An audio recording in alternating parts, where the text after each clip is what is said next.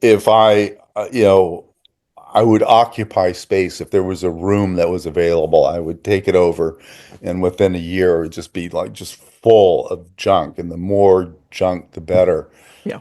Just stuff I find on the street, or things that I've made. And the more stuff you have that's like what you're thinking, it talks to you. And so if you're in this environment that's all these objects are staring at you all the time, you're in some kind of a dialogue with them one way or another.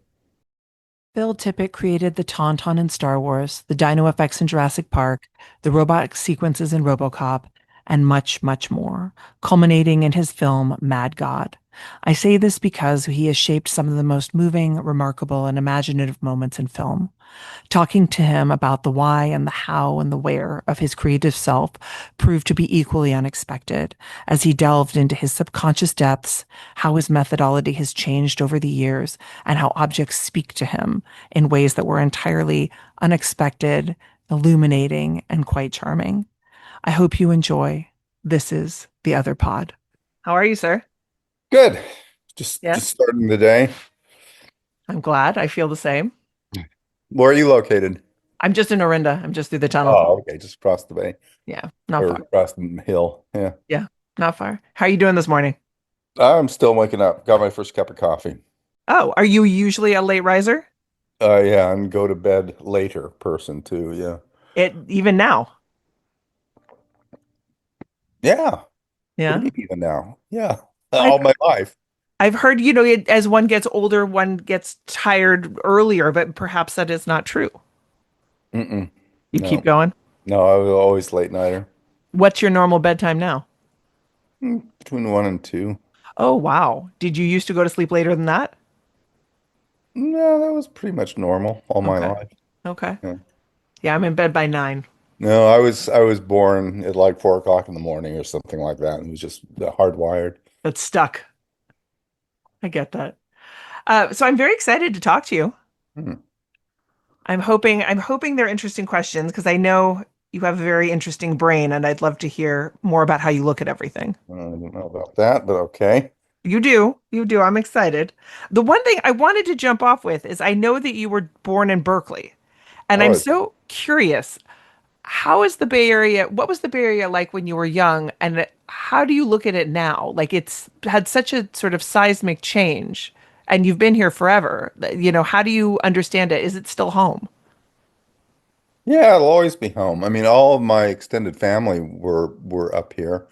And I moved away when I was about 7 years old. So it was just, the first 7 years was the only impression I have, which was it was in the 50s and it was like the kind of, what I could see as a kid, the semi-oppressive 50s. And it rained a lot more.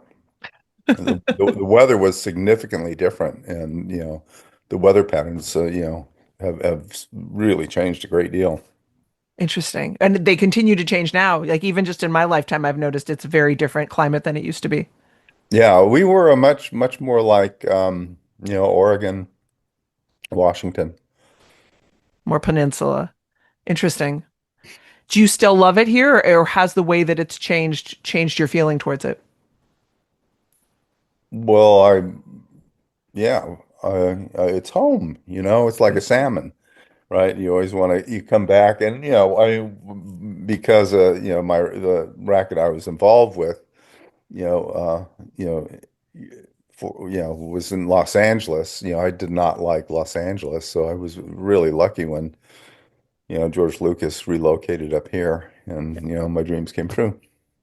And so, just to give a little bit of context, because while I have tremendous admiration for your career, just in case someone doesn't know, what would your title be? Is it because you do so many different things and you create real creatures and you work in digital? How would someone qualify you? Yeah, filmmaker works. Filming. Okay, Yeah, that's enough. yeah. But your specialty is monsters, creatures, imaginative worlds. That's where I got started, doing that kind of stuff. And then as things developed and branched out, then I got, kind of tired of doing the same things and moved into other areas, you know, but not that far away, Okay, really. yes. Just Would you say wider. Mad God fits within that worldview, or it's Oh a yeah, very different yeah. thing? Okay. Oh, it's all part of the same continuum. Yes. Okay. So you said this thing once where you said my worldview was monsters. And I've Mhm. thought a lot about it because your particular point of view on them has impacted so many people over so much time. And it has, allowed people's imaginations to flourish, just sort of your ideation of them. I'm wondering what draws you to monsters? Because like one can get very sort of meta about it and say it's this idea of cultural fear, it's this thing about being different, it's the sort of unbridled anger or emotional expression. And I'm curious if you were to really boil it down, what is your love of monsters I about and where boil did it it come from? down. I boil it down to all of the above. Yeah. You know, it's a pretty broad category, and it's I think didn't start with monsters. You know, maybe there was the attraction to that kind of thing, but I think when in 1930, I mean in 1955, 56, when I was Mm. like 5 years old, I saw King Kong on television. I just happened to. It happened to be on, and that really started something in me, a fascination with dinosaurs. Yeah. And and I think there's a turning point with little boys, between like 5 and 7, where they decide which direction they're going to go, whether they're going to go into like dinosaurs and monsters or trucks and motorcycles. So, I mean, I've talked to, Guillermo del Toro quite a bit about this, philosophically about, monsters and the attractions of monsters. And, the dinosaurs were, as a little kid, when you get struck by these ideas that there were these creatures that lived long, long, incalculably long before you.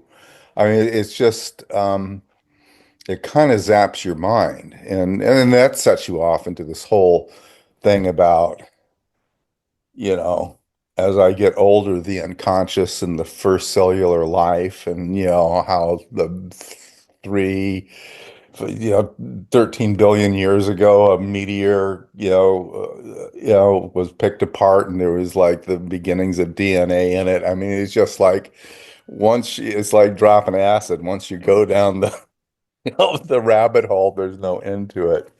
So, yeah, the dinosaurs were turned into monsters at some point, and then there was the whatever the psychology of monsters is like the other. I think that's the first thing when you're a kid. You know that you have on your screen you have a big lens flare. I do. I have a skylight and Oh, I okay, all can't do right. anything about it. So I just try to Now, position myself. I hope it creates a little more atmosphere, but I yeah, do know it's there. that's cool. Okay, so.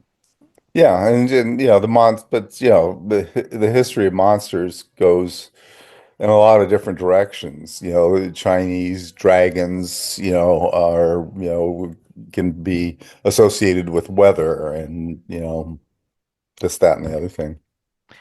And I think, I have two little boys and we have gone down the dinosaur path, not the wheeled vehicle path. And I think, at least in watching them too, there's this interesting sort of synthesis of something that existed and was possible, and then the also imaginative possibilities that it opens up. And it seems like it sort of crosses that threshold between what could exist and everything the imagination wishes for. And I think that's something, that monsters seem to inhabit, at least in our sort of cultural understanding, between Godzilla and your creatures and so many other things. And Well, or Jurassic Park, sure. it's that concept of, it isn't that far away from, reality of being able to, bring back something that, no longer exists.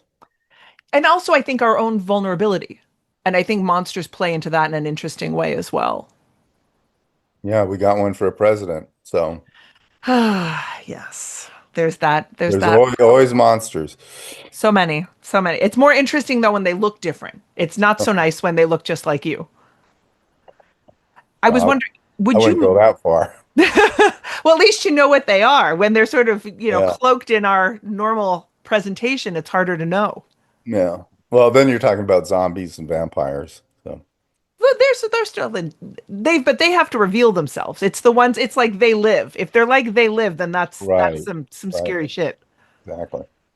Would you mind if I got into, again, so people can understand your creative process, four specific creations of yours and how you thought of them, how you physically made them, how they worked that you did or did not expect, and then also part of what I'm curious about is, I was talking to my husband about you, and he's like, does he realize that he's like a nerd god? And I was like, I have no idea, but I'm curious if you realize the impact your work has had on so many people and what it's like to watch something you make become this cultural emblem. So can I pick four specific things and we briefly talk about them?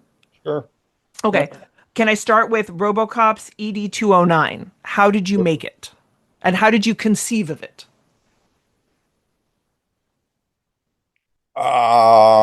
That came about as an association with the producer John Davison, and we had met on his and Joe Dante's. It was like I think it was their second film, Piranha.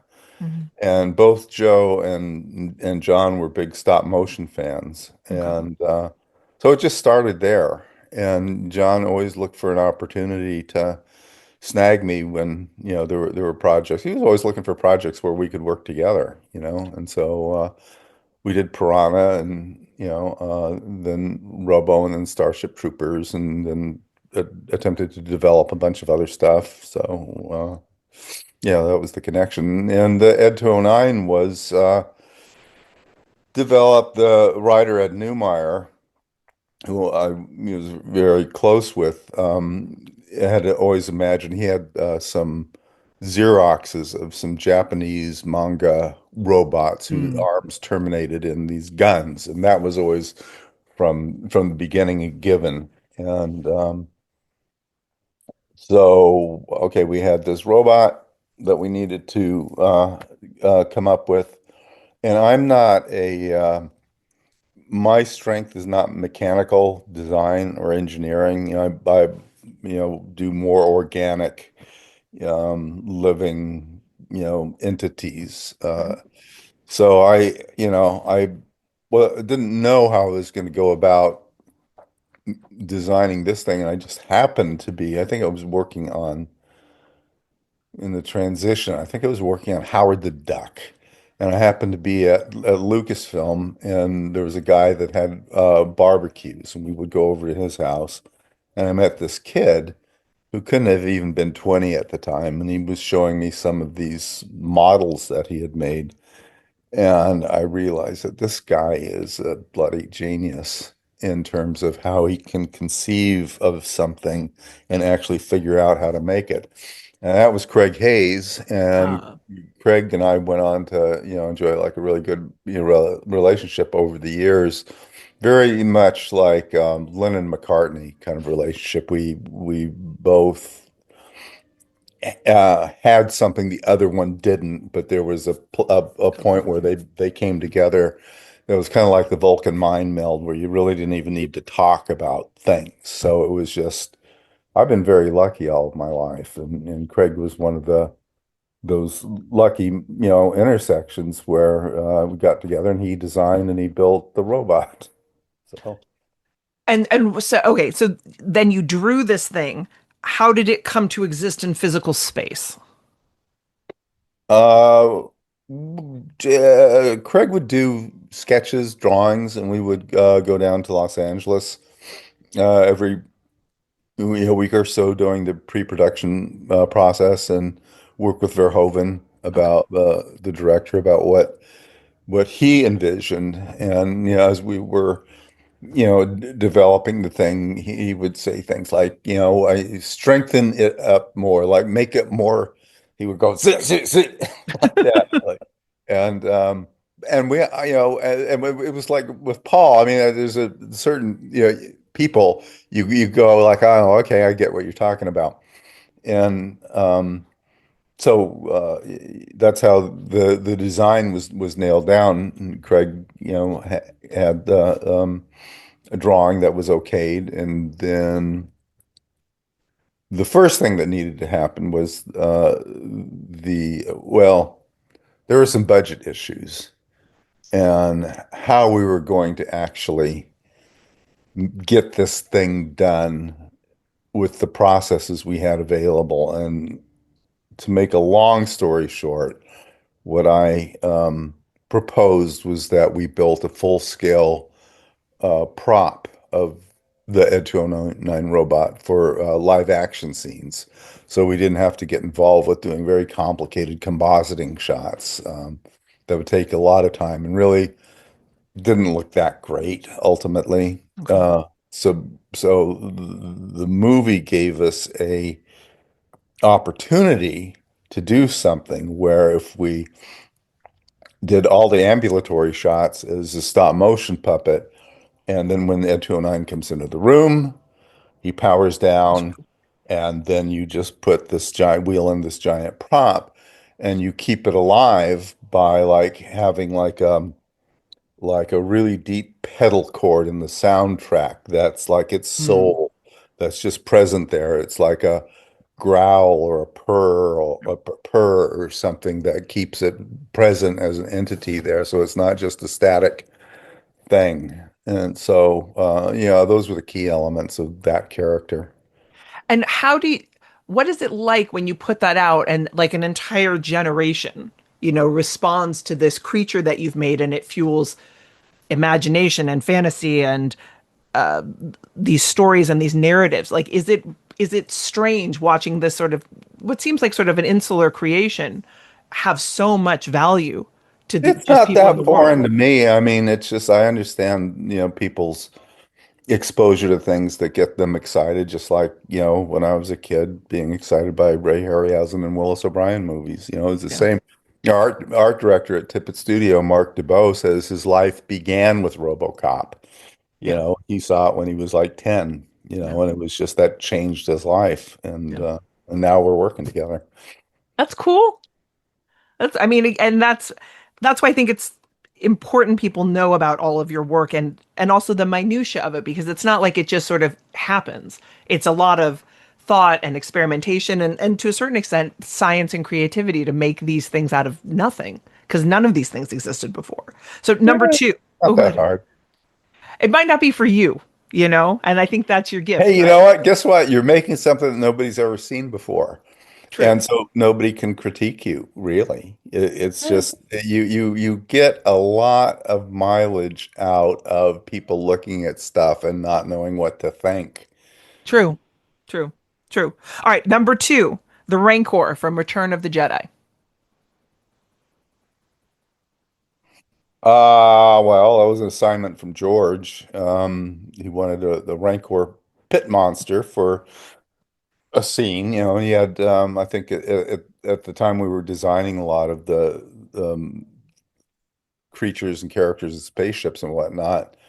Uh, there was no script, but George said there's this scene with Luke in this pit, and there's this monster that comes out and he fights it and kills it. And what does that monster look like? And so the process was uh, Did he give you an idea of it? Did he say it looks like this and it has skin like that, or just there's a monster? no, George would say, yeah, a monster. Okay. Yeah, big, 20 feet tall, Okay. and lives in a cave and comes out of a roll-up door. And so the process that time was the art department, Joe Johnston and Nilo Rodas, and then Ralph McQuarrie and I would contribute designs. Their work was always two-dimensional drawings, and I worked with in 3 dimensions with three-dimensional maquettes that I would sculpt out of a material that you can buy at any craft store called Sculpey, which is like kind of like clay, but you can bake it in the oven and it's hard so it won't fall apart. And I found that was for all the stuff that I did with George, from the very beginning, from the Tauntaun on, was to make a three-dimensional maquette because he responded very well to a thing as opposed to a drawing. Because with the thing, he can hold it up and he can turn it and see it in the light and he can Right. imagine, camera angles and it's much easier to, you know, get him to see what the idea is. And so I made a maquette, and George accepted that. And then he decided that what we were going to do was to make the best Godzilla suit ever. And Rancor was going to be a guy in a suit. But I didn't design it to be a guy in a suit. My thinking at that point in time was it was stop motion puppet. And but the edict was no, it's going to be Godzilla type thing. And so we tried to do that and it just didn't work. You just couldn't get like the kind of performance that you really wanted out of it. And the space that it had to operate in was too tight and this, that, and the other thing. And so it was too very late in the schedule by the time we realized, and this isn't going to work. And George said, "Okay, we'll do whatever you want to do." And um, uh, we had been, you know, developing a backup plan when we saw this thing was going south.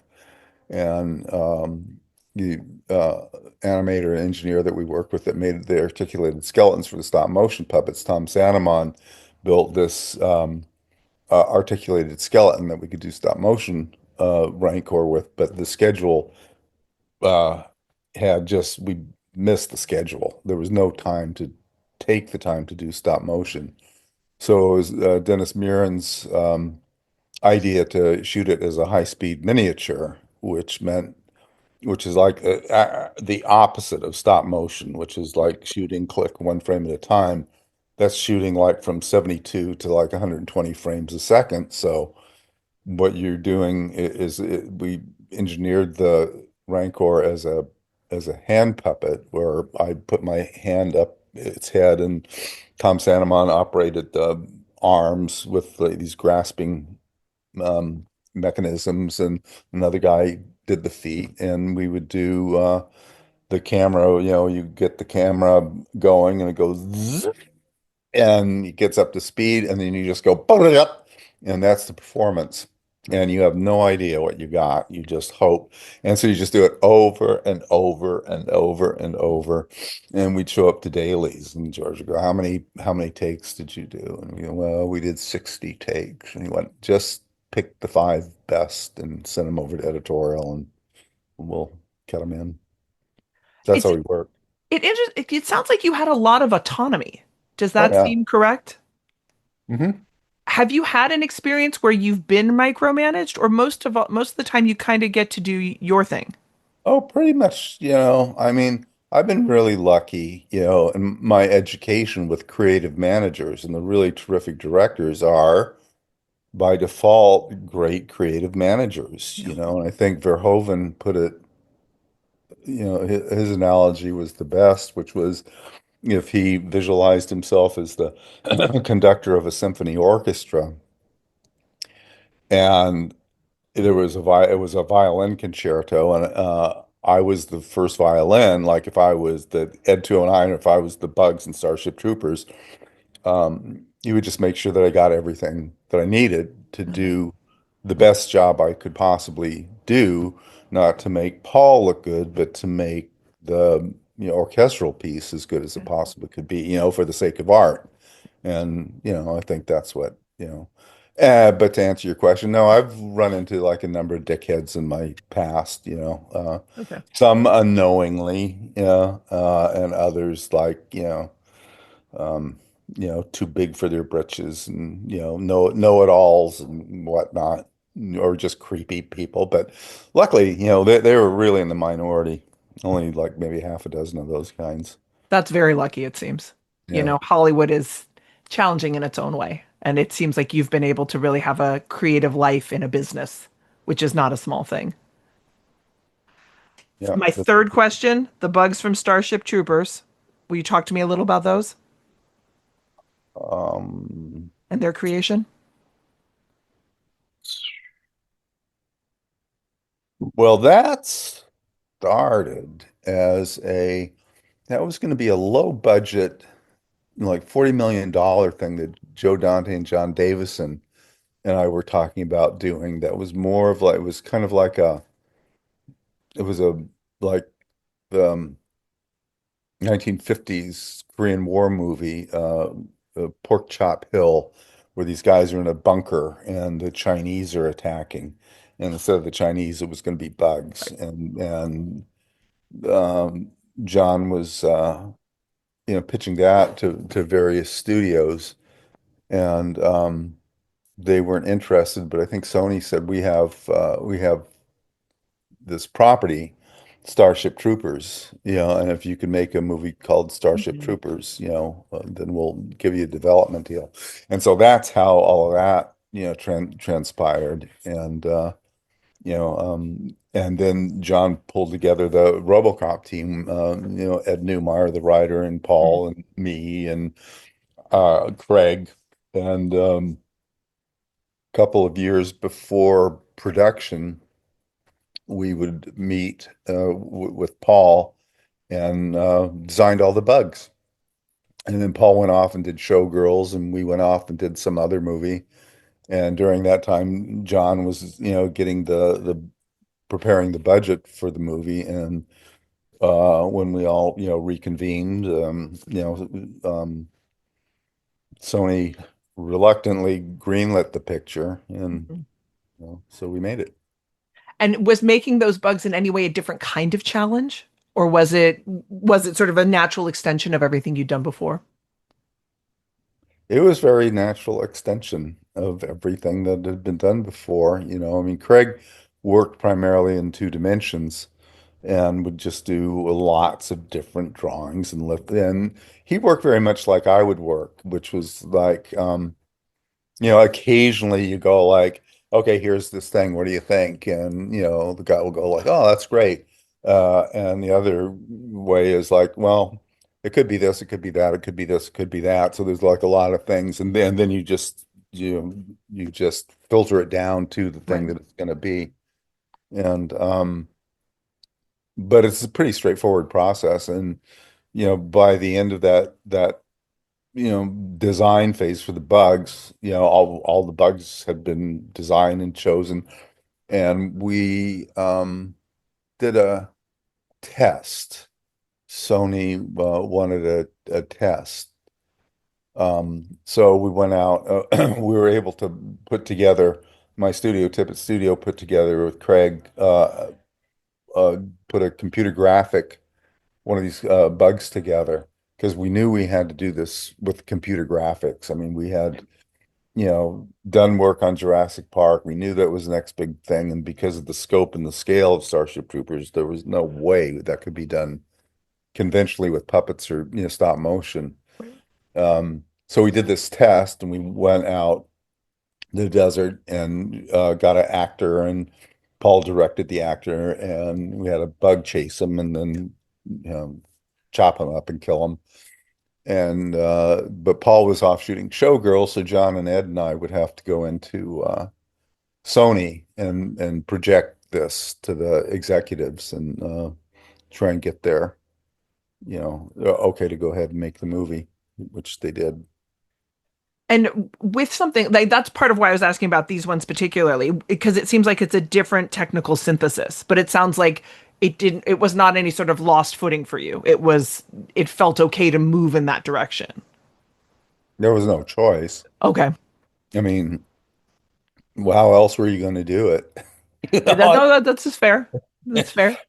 Yeah. It And was very terrifying for me, but because you walk into some of these things, and I I've been like my hobby, my offshoot is to like really grow my unconscious, mm, that in terms of how I access ideas. Yeah. And so and particularly like I was able to really harness it by the time I got to make like Mad God. But for pretty much anything else, I would just things would just come to you as um not intellectually but as a vision. Yeah. You would see, or you might not see, but you could feel something that was so much like what you felt that it was almost dimensional, that it was beyond language. Yeah. That I think is the key to creativity. Cormac McCarthy has a lot to say about this and has written some really good pieces on what does he calls it, the Kilkin problem, Yeah. about the I think that's the way you pronounce it, about the scientist that discovered benzene. Was given to him, a vision was given to him in a dream of Yeah. the Ouroboros, the snake Yeah. that swallows its tail and all that. So, When you say you've been trying to sort of unearth more of this, or at least allow more space for it, like, do you mean like meditation or something specific, or you're just trying to be more open to what comes? no, you're just open, Okay. A lot of times you have to be patient and wait, Yeah. and let it cook. It was like in the Cormac McCarthy articles, the physicist that he was or scientists that he was working with called the issue the night shift. Yeah. And it was like you work and you work and you think about a problem and you bang your head against the wall during the day, and then Right. you sleep on it overnight and you wake up and you realize, oh, I know what to do. Yeah. So you gotta kind of let it cook. It's back there. Your unconscious is, your survival mechanism really in a lot of ways. So it gets you out of a lot of trouble. But to be fair, you also got to put a lot of stuff in, I think, for Oh those things yeah. to come out. Oh, definitely. Yeah, the more the better. Yeah. I mean it's like not unlike at all sports training, and visualization, Right. and the more you can visualize, you can consciously visualize something, Yeah. as you meditate on it, and or if you study the same thing over and over and over and over and over like I would do, then it just becomes it's integrated into your unconsciousness, and that's actually the secret weapon. Agreed. No, I find that to be true in a lot of creative practice. And I'm going to get to that because that t goes into a couple other questions. But my last creature, the dinosaurs from Jurassic Park, will you tell me a little bit about their creation? Um, well, they were made, all of the design work and construction of the actual physical creatures was done by Stan Winston Studios, Right. um, based on the paleontological evidence that was available. Yeah. So in many ways, it's like there's a skeleton, and from the skeleton, you can determine, the kinds of, musculature that the thing had, and you can estimate the mass and the body weight, and then you kind of retro engineer from there um, what you imagine these things, could be like using, the closest living relatives that you can find. And so it was, pretty much by the time Jurassic had hit, I had made a couple of short 16 millimeter movies. One was called Prehistoric Beast, that was about 10 minutes long. And another was integrated into a CBS documentary called Dinosaur with Yeah. Christopher Reeve. And so George Lucas was aware of those, and when Spielberg wanted to do Jurassic, it was actually right after we did RoboCop 2. I got a call from Kathy Kennedy, the producer, and said Steven wants to do this movie Jurassic Park. And so they sent me the galleys of the Crichton book. It had not been published yet. And Steven wants to do all these things as full scale props. Yeah. He wants to do like live big dinosaur walking dinosaurs. And I say, well, Kathy, you can't do that, you know. It was like, well, why not? It's like I don't know how to tell you. It's for the same reason that we you can't have golf courses on the moon. I mean, we can't do it. I mean, you can now.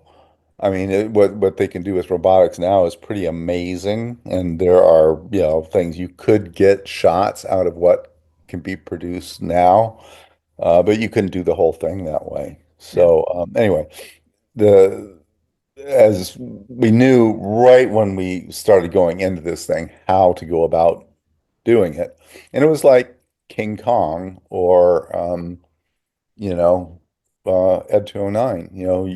You build full scale props that the actors can interact with.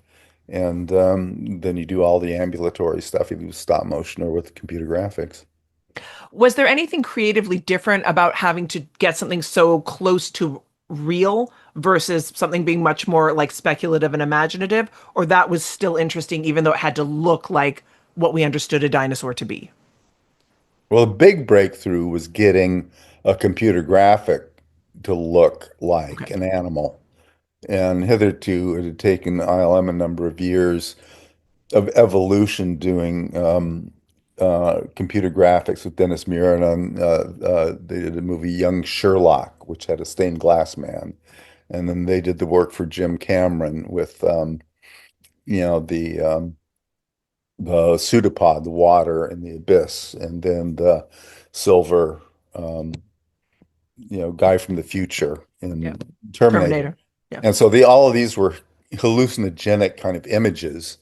Uh, but to go beyond the threshold of making something that looked like a living, breathing animal, it was up to a couple of guys at ILM um, that really pushed uh, doing this thing as a computer graphic, and so they did a test, and that's what Stephen said, yeah, this is how we're going to do the movie. Okay. Well, it's interesting hearing about all of the creative process about it because the end product is so sort of accepted as what it is, but I can only imagine all the things it took to make that thing that is like granted as a cultural piece, and I think people forget that like a human being sat there and made it and figured out how it works and what it looks like and how it looks at you. And that part of your process is really fascinating to me. Well, it was a pain in the ass, actually. I mean, my Dennis Muren was involved with all of the visual effects supervision and how the thing like looked. And my job was all, was performance oriented. Yeah.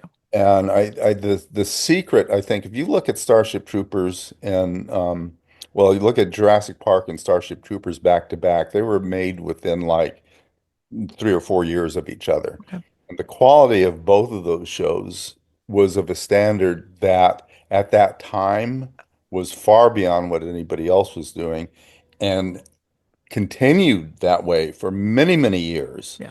until more computer graphics artists were educated.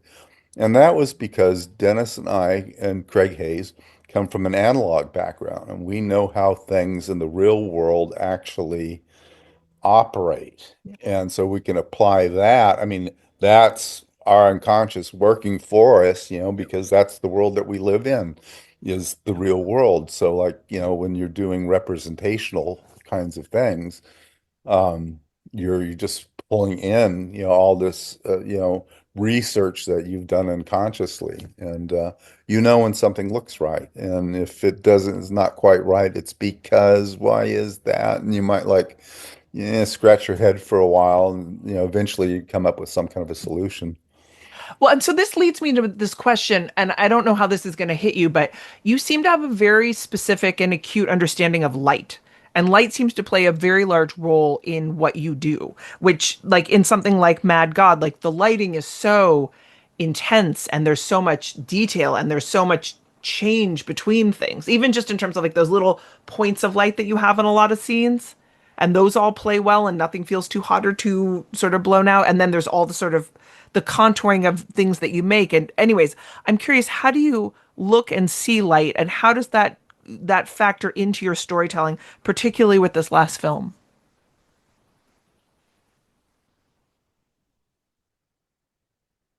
There was a German kid. I was at a film festival in Germany, Arnie Hahn, and Arnie was given the job. He was my handler, and so I got to know Arnie really well. And he,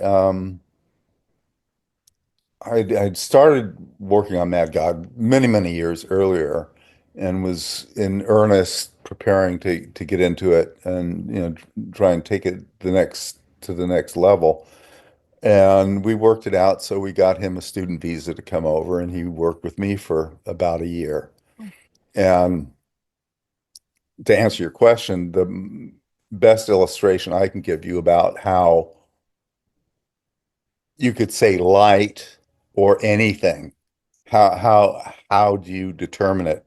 And Arnie, being a German, wanted to know what my intentions were, and I know what a scene should be, because I feel it like a thought balloon. And then a shot was like, okay, well, it's almost like you're doing like a really rough sketch in your mind. That's like you're sketching and erasing and sketching and erasing and sketching and erasing. And so it was like, okay, so what is your intention? It's like intention is get a table, pull the table out. Okay, pulls the table out. Okay, now what is the intention? The intention is, get those buildings and those props and put them on the table. It's like, okay. And then, okay, get a camera. Let's put the camera up. And then, I mean, everything is like, so what's the point? What's the point? What's the point? And the point is the next thing, the point is just, and it was like the big revelation that I got that I knew, and this is the thing about the unconscious that's so wild. On Starship Troopers, I had no bloody way how we were going to do that thing. And I was absolutely terrified. And I had this dream. And in the dream, I had a 20-foot bamboo pole that had macrame seats on each side where the producers sat. And I had to walk up a really super steep incline that on a path that was no more than a couple of feet that had a precipitous drop into like shark infested waters 4,000 feet below. I'm terrified of heights, and that was my job. That's what I had to do, was take these guys up there. And then I get up there and there's like a 90-degree turn, and it was like there's no way that I can manage this. And it was like the devil and the angel. You have to do it. I can't do it. You have to do it. I can't do it. You have. And then the conclusion comes, don't think about anything other than your next footstep, one foot in front of the other. That's all. That is your job. Just do the next thing you need to do. And, I woke up and God, this is a fantastic revelation. I knew that all along, Right. but it was my fear that, didn't allow me, Sure. and it was the unconscious that had the key to the lock that, opened that up. So that's how it all works. And then so going back to that set is like, it's like everything is just, it's like sculpting. You just start getting that stuff in there and you start putting it together and you get a camera on it. At a certain point, there's this division between the three-dimensional reality of what you're working with and then how that's represented as a two-dimensional image, Mhm. photographically. And then you figure out what that relationship is and start putting lights around it. And you just work it until it feels right. I mean, there's an overriding, if there is an intention to the imagery in Mad God, it was because the content, such as it was like dark and really heavy. I Yeah. wanted everything else to be like beautiful, one way or the other. Even if it was dark and creepy, I wanted it to be like a beautiful dark and creepy. And is the film, it feels like you spent years figuring it out and boiling it down and I'm sure also making it. Is it the project that you wanted to make? And if I can ask, what was the jumping off point to start? What was the initial thought to begin it? And then how did you know when it was done? Like, did you just have a script and you followed that? Because you seem like you work a little more on intuition and that creates the possibility of change while you're working. Yeah, I've been looking for a project to do for a long time. And um I don't exactly know how it grew, but I just started doing these drawings, and the drawings seem to indicate this dark world. And so I kept doing that, and then I don't even remember how it came about, but I worked up about 12 pages of that was like my script, and it was just a tonal thing. It was a feeling for what this thing would be with parts of it. And what was strange about the process was, again, it goes back to this unconscious, Kukulki, problem thing of like, I saw this thing 30 years before it was done. And when so I shot some stuff in the late 80s, uh, and shot about 6 minutes of material for Mad God before I realized that the scope and the scale of the project was too big. So that kind of everything went on ice for 20 years, but for some strange, unknown, mysterious reason, it couldn't leave me, Yeah.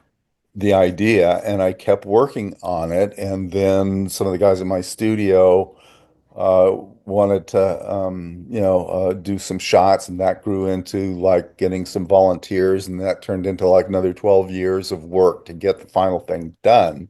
Yeah. Um, but that was really, you know and so when we started to get back into it to do the final thing, I took the material that we had shot, maybe 3 or 4 minutes, you know, 20 years earlier, and we cut that into a reel with a bunch of storyboards.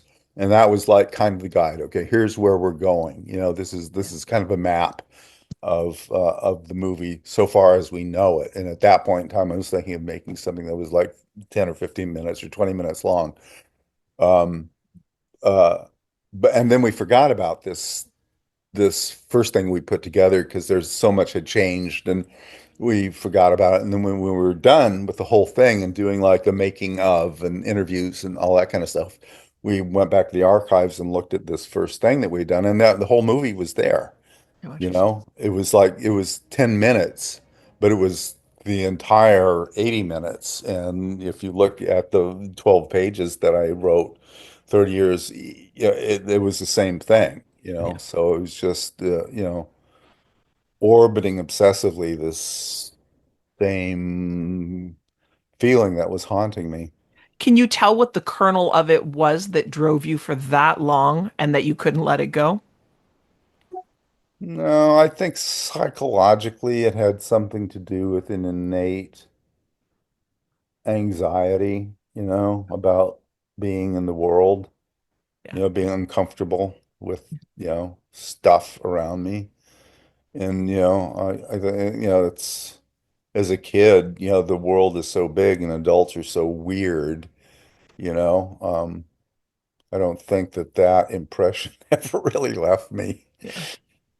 Uh, I mean, and I think part of what's interesting to hear about the whole process again is the degree to which you move. You're someone who it doesn't seem like needs to justify each step, but rather that you keep this sort of constant flow and all these things come out of just the movement that you have. And I think that's kind of mirrored in your workspace. Like your workspace is so busy and there's so much stuff and so many different ideas and all these like pockets and corners and whatever, it seems like you have sort of constant stimulation. And is that your life, or is that sort of your work life, and your home life is much more sort of like quiet and serene and less busy? Or are you Oh someone my who really God. thrives on chaos? No, my wife is really well organized and but I am just uh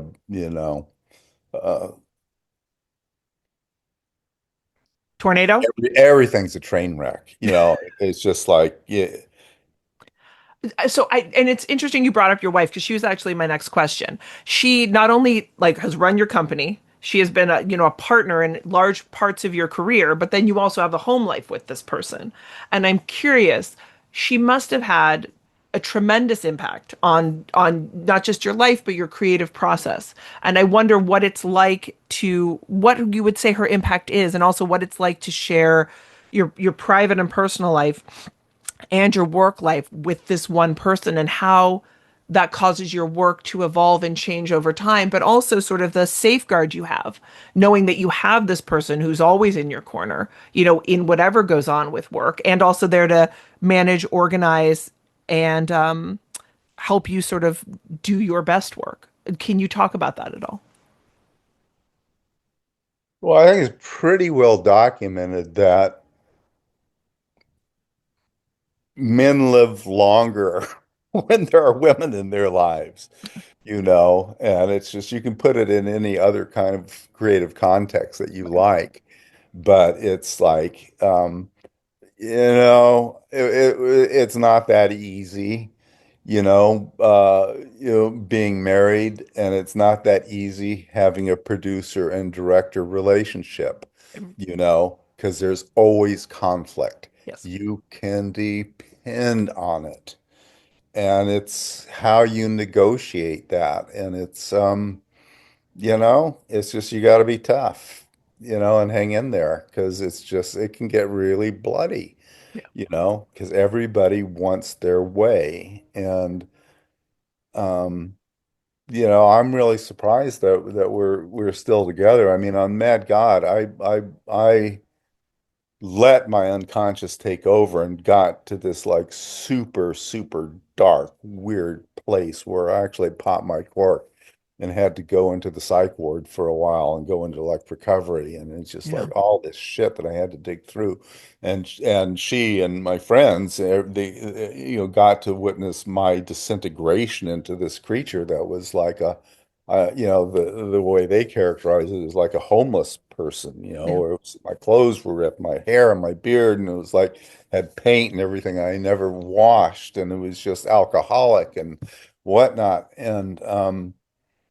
And so it was like looking back on it, it was kind of like I was like being, a method actor director. It's like, Yeah. uh, I had like my unconscious, a dangerous thing had like somehow taken me over Yeah. and made me into this creature that came really close to like driving me crazy and probably killing me. So it's like when you have that safety net of a person and people that are there to like kind of catch you when you're falling. That's what um, I'm really lucky to have that in my life. Well, to be fair, it sounds like it almost gives you the ability to do it, because I think if you knew even Yeah, tacitly that someone would wrestle you back, that's you the know? dark side. That's the dark side. Yeah, so you can, you don't have to be responsible because somebody else Well, will. but to be fair, if this thing has been sort of haunting you for 30, it wasn't going to go away. It had to be reckoned with one way or another, right? And it was lucky that you were able to reckon with it and come back, and that you had people who were involved enough to help bring you back. But I don't know. I think people and their demons, um, sometimes they just can't be ignored. Well, I And was very, very lucky in that, Jules comes from an art background. And so even at the worst, as I was using the resources of my studio to make this, movie that nobody really understood what it was. I mean, she backed it up, yeah, put the resources into, and when we should have sold the company, years earlier, hung in there and made this standalone thing that I still don't know, I mean, it got made, but is it anything that I can, launch anything else off of? I don't know, but it got done, and it got done because Jules really allowed it. She was in the driver's seat of the company that allowed that to be able to happen, even though she didn't like the project and but understood and actually hated it and really hated it and never wanted to see any of it until we did a screening. One of the first screenings was over at Pixar. Yeah, And when it was over with, you know, she came up, she said, it's a masterpiece. that's nice. So, I mean, but that's what I mean is no one does. I mean, stop motion is so much, everything about this movie is such a human cost of work. None of it is, it's not it's someone putting their entire self into the creation of something that is arduous and demanding and fickle and all of these things. And no one does that just because it's a good time. And so clearly you had to work something out. And whatever this was, I see this as a culmination. I don't see this as a stepping stone. It's not to say you won't make other stuff, but this to me feels like, the train finally reached the destination with this film. And I think I'm curious to see where you'll go next because my hope is you divested whatever this was. Like well, this moment is over. the story goes back, way back to where we were working in television commercials in Yeah, the 70s in Los Angeles and LA. And a bunch of us that went on to do Star Wars worked at this commercial place called Cascade Pictures of California. Dennis Muren and John Berg and Tom Sanneman and Ken Ralston, all the guys that went on to work on the Star Wars pictures. And we would sit around at lunch and talk about like what we wanted to do, what our ambitions were. yeah, And there we were in Los Angeles. And I think it was before Dennis even, got hired and Ken got hired on Star Wars. And Dennis wanted to be like a director of photography, and Tom Sanneman wanted to make armatures and this, that, and the other thing. And my ambition and my dream was to have my own movie studio in Berkeley yeah, because I hated LA so much. And lo and behold, that happened. yeah, Like magically. I mean, really, I mean, things that were far beyond my control.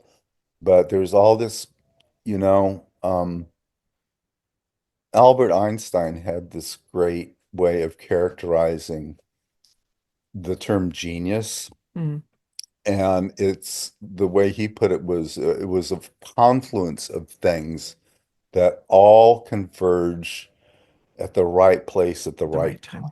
Yeah, historically. And it just are these moments where, it happens in pockets, all the time.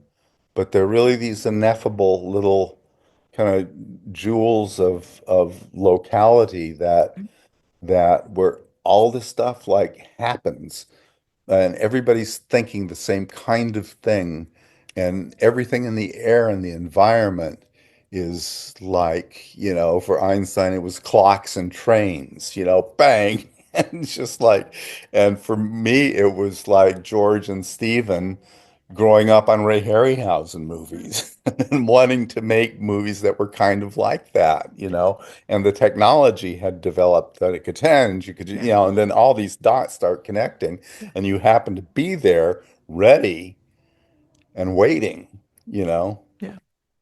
But the other thing that's interesting about you is you did not only want to make other people's visions. You wanted to make like everything you made for other people was of course part of your creative experience, but you also very much wanted to make your own stories. And I think that's very important. Like that you had more to say and that you went through the trouble to say it and in all the other things that you do.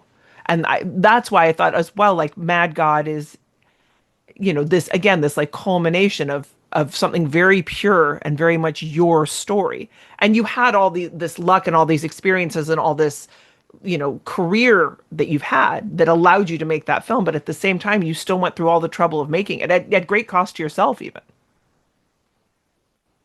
Yeah, I have nothing to say. Well, how do you feel now that it's out and it's done? Is it fully released? Is it over? Yeah, it is pretty much, you know. I'm still little haunted by it. I don't think about it that much, but I don't really watch programs on TV and watch movies, that much. So I spend most of my time on YouTube looking for interesting things, just kind of surfing around looking for things that can educate me. And I found, something, I forget what it was. It was a dance scene from Percy Ellis' G.W. Papp's movie that he made 1934 for the Nazis that had this great dance scene in it that I just saw a snippet of the book review that this guy was giving on NPR. And so I researched this scene and I found it on YouTube and it was just this amazing scene and it was just insane. And and then it was over with. It was only like a 10-minute, 5-minute clip. And when it was over with, all of a sudden, bang, there's this analysis of Mad God that just comes on. That's like this in-depth, thoughtful analysis of Yeah. the psychology that this guy imagines behind it. Right. And so it's just, it's peppered all over YouTube. It's the algorithms, I mean, everything like points back to you, Yeah. on some level, but it is, again, part of that, you know, the way things work today. Yeah. Lamentably at times as well. Slightly digressive question, because I'm curious. You've said technology changes everything, and I'm wondering how you've managed the fact that you've gone while you still maintain that you make things and there's a tactile and three-dimensional quality, but so much of the movement is towards AI and digital. Do you feel that anything has been lost in that process? Do you embrace these other mediums? I understand it's a necessary change, but how do you feel about that change?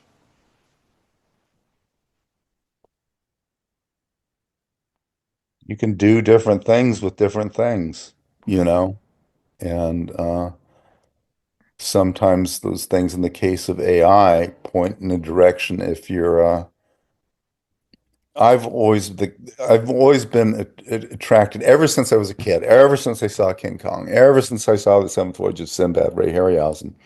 I've always wanted to see things that I haven't seen before, and so I was always attracted to that level of spectacle.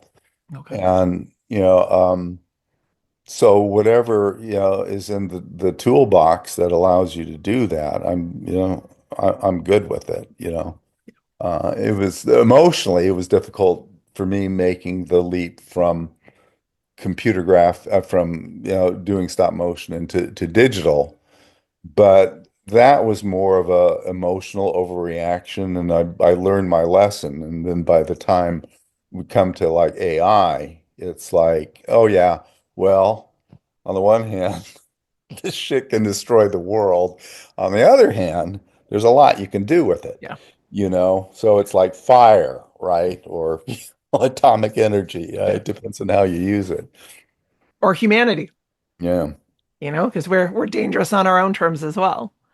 And so my final question here, and then there is a lightning round, but just of this part, I'm very curious as a boomer, what do you see as the positive and negative legacies of your generation?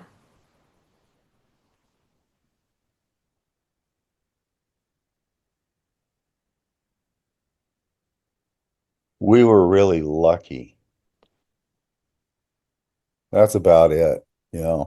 And we didn't have to live or spend our really formative years in the oppressive 50s, which looking back on it and like what my parents had to, how limited their lives were because of expectations Yes. of family and career were not the case. And the world was our oyster. And the 60s opened up the floodgates, and we thought we could do like all of this shit. And then money was flowing in, and then, allows you to have a house and a family, and then the door closes. And, you know, my kids wouldn't be able to have houses or families if the, money that we had accumulated couldn't help them out Yeah. because that time was over with. So, It's interesting to hear you say that because I actually agree completely. And I think that that was the greatest period to be a person, I think, in all of time. And and I think part of what I struggle with is to understand how we are where we are now, you know, yeah, things can get worse. tremendously so, and very quickly, which Yeah. is, I think, part of what's so unexpected, at least for me. Yeah. I have so enjoyed talking to you. And as always, I think your work is so wonderful and you're such a unique person in the landscape. I really appreciate getting to Oh, do this. So thank you okay. You're welcome. very, very much. And if I can ever return the favor in any capacity, please let me know. Okay. All right. All right. I appreciate you, Phil, so much.